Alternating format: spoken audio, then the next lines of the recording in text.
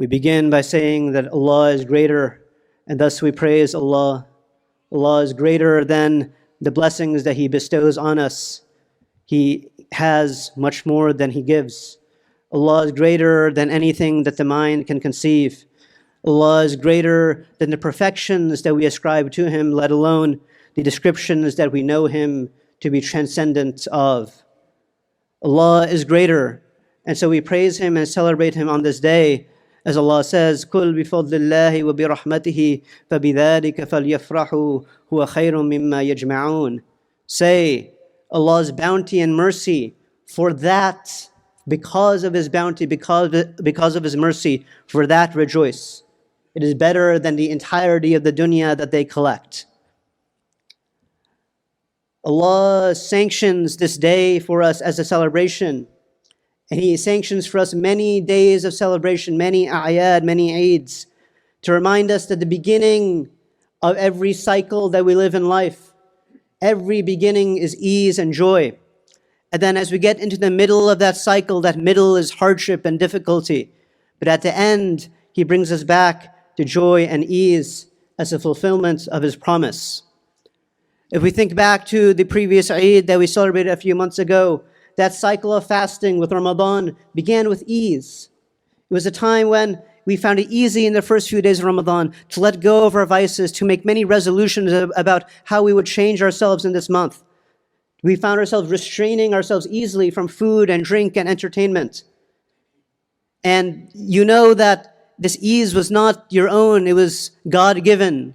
Because if you were to try to let go of food and drink outside Ramadan, it requires this superhuman struggle.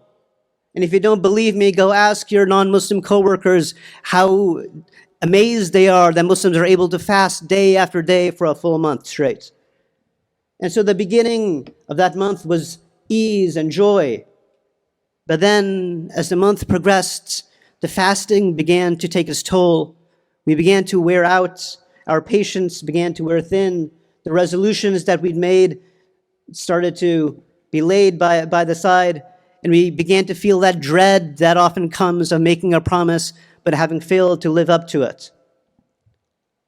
But then at the end of Ramadan, what comes? The last 10 days, the days of hope, the days that Allah tells us are the days of being freed from the fire. Those are the best 10 nights of the year, and suddenly we have hope again. Suddenly we're able to worship again. And so on Eid al-Fitr, we celebrate completing the month of fasting. We celebrate Allah's promise of reward to the people of fasting, that they will be forgiven for their past sins. And that's the end of that cycle, and we celebrate that moment. On Friday too, Friday is the end of the cycle of the week, the Jum'ah. We celebrate completing the prayers of the week. We celebrate Allah's promise of reward to the people of prayer. Sa'id ibn al-Musayyib, one of the great scholars of the Tabi'een, he explained about the significance of that day of Jum'ah, that Friday, Jum'ah, is the Eid for those who cannot go to Hajj. It is the equivalent for them. If you attend it, it is like you get the reward of sacrificing an animal on Eid Al-Adha. An accepted Jum'ah also means that your sins are forgiven, the previous week's sins between the past Jum'ah and that upcoming Jum'ah. Just as in this Eid, an accepted Arafah, the day that most of us fasted, inshallah, yesterday, means that the sins of the previous year and the upcoming year is forgiven. This promise of Allah is not just for the pilgrims, the Hajjaj, who are in Mecca right now. No, this celebration is also our celebration. Because on this day, we will also be forgiven, inshallah ta'ala. We're also eligible to receive Allah's mercy. And so in every Eid, there is this cycle, and this cycle ends with a forgiveness. It ends with a wiping away of sins.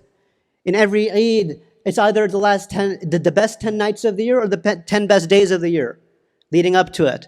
And those are the days of being freed from the fire. Allahu Akbar. This is what we celebrate on this day. We know that Allah's mercy, even as it rains down upon us, it's not something that we deserve. Even the Prophet ﷺ, he said, لَنْ يَدْخُلُ أَحَدٌ مِنْكُمْ الْجَنَّةَ بِعَمَلِهِ. None of you shall enter paradise based on his actions. And the companions, they asked, not even you, Ya Rasulullah? Not even the very best of creation?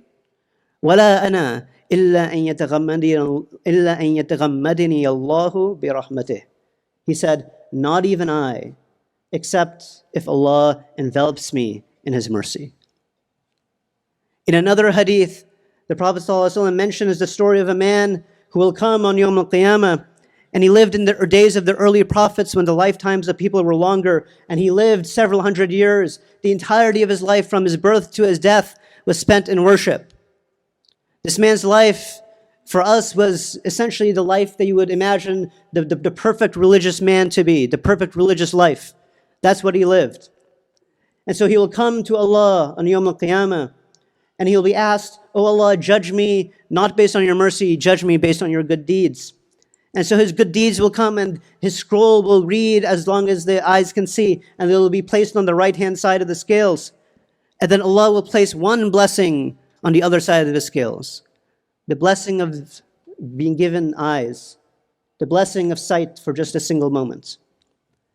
And when He places that on the scale, all of the good deeds go flying, because that one blessing outweighs an entire lifetime of good deeds. And then the angels come, and Allah instructs them to drag this man to the hellfire, and they start to pull at him, and then he cries out, "Ya Allah, by your mercy, Ya Allah, by your mercy." And then Allah forgives him and enters him into paradise. None of us, even in the slightest, have done anything really to deserve Allah's mercy. And if we only look at ourselves, if we only look at our shortcomings, if we rely only on ourselves, we will be overwhelmed instantly. We will have a complete cause to despair because there's nothing that we can do. We are completely incapable, powerless in the face of Allah Azza wa Jal.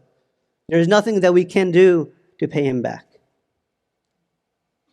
And yet, even though none of us deserve Allah's mercy, it comes to us. It comes to us even in the hardships of life, the middle of this cycle, the middle of life, as difficult as that may be. And many of us know that this past year has been an especially difficult year. We know that if you look at the cruelty that's facing our brothers and sisters in Palestine, where does that come from? We think about the hardships we suffer here, the difficulty of an economy that's just being propped up on AI, and the rest, everyone else in every other industry is suffering. We think about the difficulty of having friends and neighbors, all who immigrated here with good intentions, being deported off of our streets. If you think about the difficulty now of raising children, all the things that they're exposed to, all the evil that's present to us on our phones and on our devices, fed to us through our social media feeds. There's so much hardship.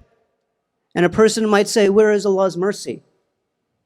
But Allah tells us, Inna ma'al usri yusra, and He repeats this twice, Inna ma'al usri yusra, Inna ma'al usri yusra. Verily, with every difficulty is an ease. And He repeats it twice, and those of you who know Arabic know that yusra is indefinite. It's not al-yusr, it's yusran. What that means is with every difficulty, there are two eases that come. One of those eases is that with every difficulty, that very difficulty expiates the sins that have gone by. And that is a mercy in and of itself. The Prophet ﷺ, when anything difficult happened to him, any small pain that he saw, that he felt in himself or in others, he would say, Inna lillahi wa inna ilayhi raji'un. One time there was a man who was passing through a bush, and the thorn of the bush pricked him, and a little bit of blood came out. And he said, Inna lillahi wa inna ilayhi raji'un. Verily we belong to Allah, and to Him do we return. This is a mercy, because with that small thorn prick, his sins were forgiven. His load was lessened.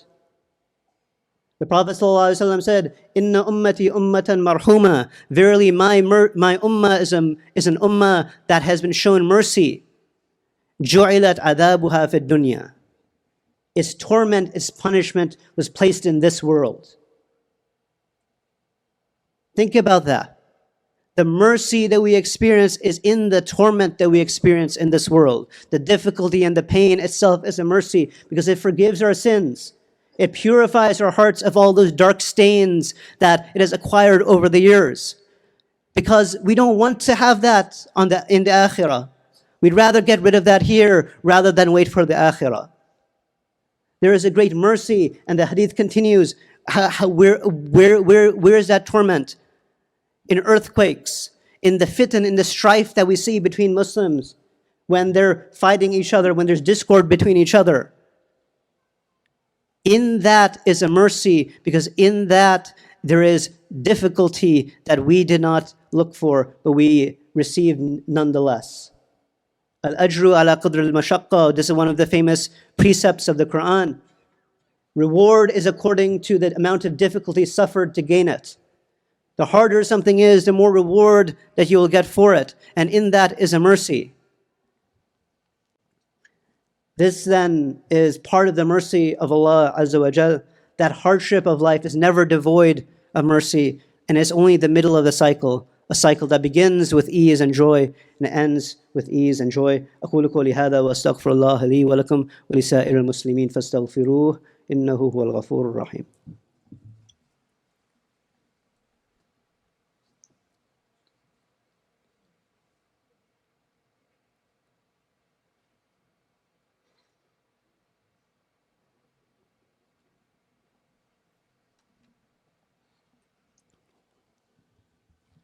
Bismillah walhamdulillah wassalatu wassalam ala Rasulullah sallallahu alayhi wa sallam. There is one final Eid that we have yet to mention.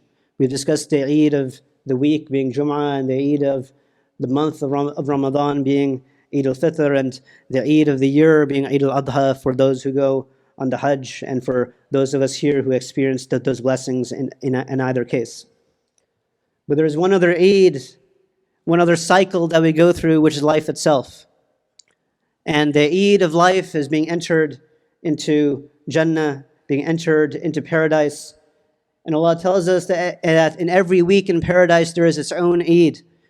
On that Friday, on every Friday, when we are in paradise, inshallah ta'ala, Allah reveals Himself to the believers and we gaze upon Him. This joy of seeing our Lord, seeing our Creator, is the greatest possible joy for anyone. Because that's where we came from. It's where we began. That cycle of life began when? Not when we were born. It began on Yawm al-Mithaq, on the day of the covenant. On that day we were brought out from the loins of our forefather Adam alayhi salam. وَإِذْ أَخَذَ رَبُّكَ مِنْ بَنِي آدَمَ مِنْ ظُهُورِهِمْ ذُرِّيَّتَهُمْ وَأَشْهَدَهُمْ عَلَىٰ أَنفُسِهِمْ. On that day, Allah says, He stood us in witness. In other words, we witnessed. What did we witness? Allah's lordship, that He is our Lord. This testimony is then inscribed in our souls. It's our home. It's where we come from. And we said, and Allah asked us, Alastu bi rabbikum? Am I not your Lord? And we said, Bala shahidna. Indeed you are, and we do bear witness. So that cycle of life that began then, witnessing our Lord, ends in the akhirah with the vision of our Lord in that everlasting Eid, that is Jannah. On that everlasting day, Allah will tell us, Kulu washrabu hani'an bima aslaftum fil ayyam al-khaliya. Eat and drink in merriment and joy of what happened on days past, meaning what you did in this world. Eat and drink on that Eid. You will have to, just like on this Eid, you must eat and you must drink. It's not a choice. We're not allowed to fast on this Eid, not today and not for the next 3 days. We must eat and we must drink and we must celebrate, just like we will then. Celebrate because our sins have been forgiven, inshaAllah. Celebrate because on that day we will have entered paradise, and this is reminiscent of that day.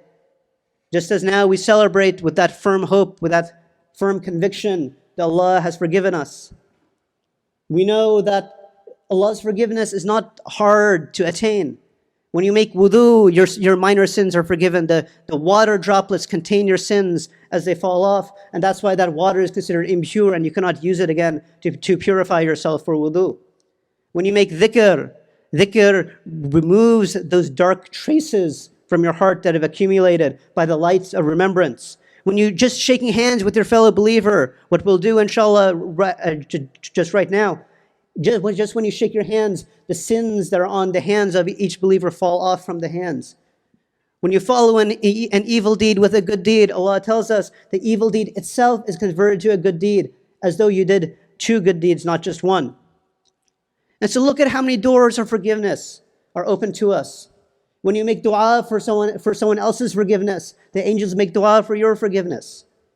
Just you attending the weekly Jum'ah, like we said, that removes the sins of the previous week.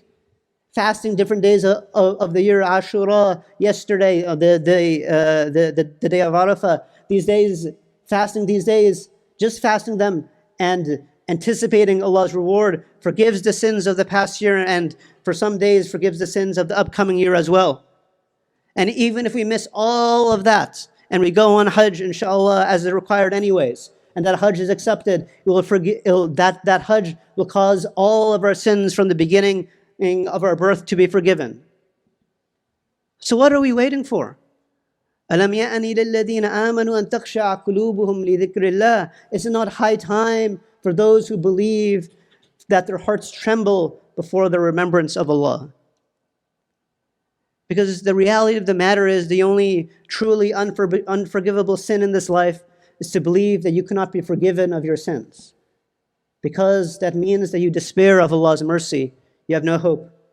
It means that you consider your own sin, your own action, greater than Allah's infinite mercy. And if you truly believe that, then that's kufr, that's disbelief. But the reality of the matter is that there's no sin that is major when it's faced with Allah's mercy. And there's no sin that's minor when it's faced with Allah's justice. And so we should teach ourselves not to look at our own deficiencies. Even though it's easy sometimes, we recognize the shortcomings that we have. Instead of looking to ourselves, we should look to Allah's mercy. He is Ar-Rahman, He is the All-Merciful. And in doing so, we will be faced with His mercy. As Allah says, قُلْ يَا عِبَادِيَ الَّذِينَ أَسْرَفُوا عَلَىٰ أَنفُسِهِمْ لَا تَقْنَطُوا مِنْ رَحْمَةِ اللَّهِ إِنَّ اللَّهَ يَغْفِرُ الذُّنُوبَ جَمِيعًا. Say, O my slaves who have wronged themselves, do not despair of Allah's mercy. Verily, Allah forgives all sins. So on this day of Eid, let your heart relax. Worry not about your own state. Just remember Allah Azza wa Jal. Just remember His mercy. Celebrate this day. This is the day that Allah revealed, الْيَوْمَ أَكْمَلْتُ لَكُمْ دِينَكُمْ وَأَتْمَمْتُ عَلَيْكُمْ نِعْمَتِي وَرَضِيتُ لَكُمُ الْإِسْلَامَ دِينًا. Today I perfected for you your religion. I have completed upon you my blessing, and I am pleased that Islam is your way of life. It is your religion. Say from the depths of your heart, Allahu Akbar, Allahu Akbar, Allahu Akbar. Anything that comes to our minds, you are greater, Ya Allah. You are greater, until that vision of greatness overwhelms us. And we thank Him for the blessing of this great day and for all of the great days to come. قل بفضل الله وبرحمته فبذلك فليفرحوا هو خير مما يجمعون. Say Allah's bounty and His mercy, for those rejoice. It is better than the dunya that they would collect. إن الله وملائكته يصلون على النبي يا أيها الذين آمنوا صلوا عليه وسلموا تسليما اللهم صل وسلم على سيدنا وقرة أعيننا محمد وعلى آله وصحبه ومن تبعهم بإحسان إلى يوم الدين.